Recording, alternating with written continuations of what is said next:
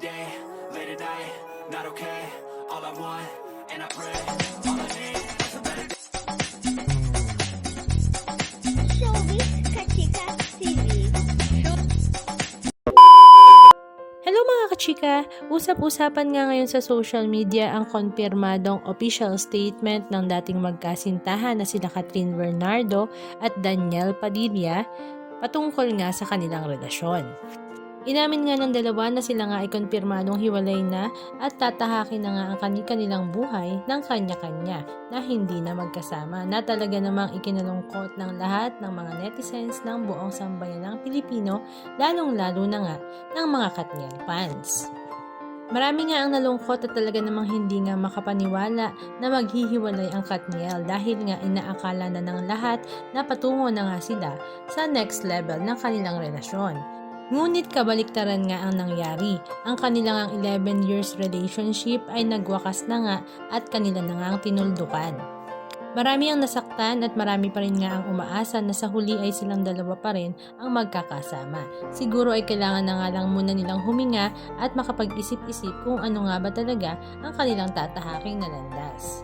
Marami nga sa mga netizens ang nagsasabi na malamang nga daw ay napuno na nga si Catherine Bernardo sa kung ano man ang nagawa ni Daniel Padilla kaya naman ito ay sumuko na nga rin sa kanilang relasyon. Na kahit si Daniel mismo ay hindi na nga rin napalambot ang matigas na puso ngayon ni Catherine Bernardo. Marami ang nanghihinayang dahil nga sayang talaga ang kanilang relasyon at talaga namang mahal ng ating mga sambayan ng Pilipino ang Katniel. At kitang-kita rin naman sa dalawa na talaga namang totoo ang pagmamahalan na kanilang ibinibigay sa bawat isa. Halika at balikan natin ang ilan sa mga video clips ganap ng Katniel kung saan mapapasana all ka nga sa kanilang relasyon.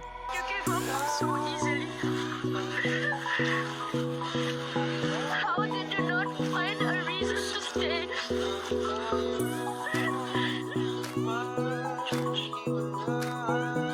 I may not have found the reason to stay. I found the reason to come back.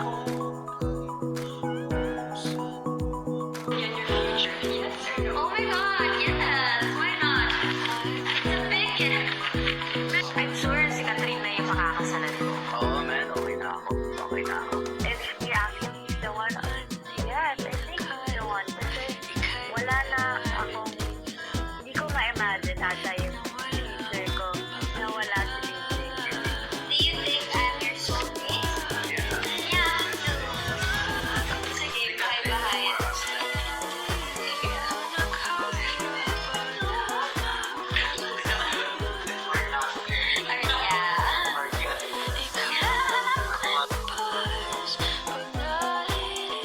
Kaya na sinabi ko kanina yung saya ko and excitement. Ganun pa rin, hindi nagbabago. So thank you kasi hindi ka nagsasawang sa pag-isa sa akin, yung patience mo. Thank you kasi parati mo pinipilit na ayusin lahat at hindi ako iwan or natin iwan ng isa't isa despite anything. And ang dami pa natin gusto gawin together. So, asahan mo na andito ako parati para support lahat ng gusto mo gawin at lahat ng mga plano pa natin together. And mapapromise ko na parati kong pipiliin na ayusin lahat ng you at intindihin ka. Intindihin mo din ako. Parati kong susubukan maging understanding with you. So, I'm just here, always cheering for you.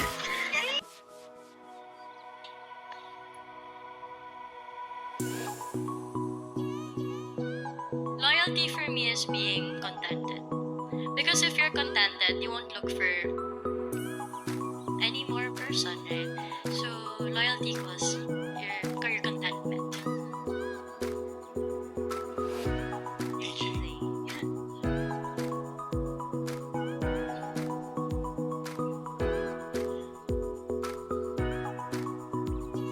Alam mo sinong pinaka-loyal? Yung aso ko si Summer. Yan ang pinaka-loyal. Doon ko makikita yung definition ng loyalty. Na kahit ano man ang pinagdadaanan ko ngayon, kung ano mang sitwasyon ng emosyon ko ngayon, sino ako ngayon, tatanggapin ako ng buong buo. Yun ang loyalty. judgment kung sino. Thanks, DJ at Kat.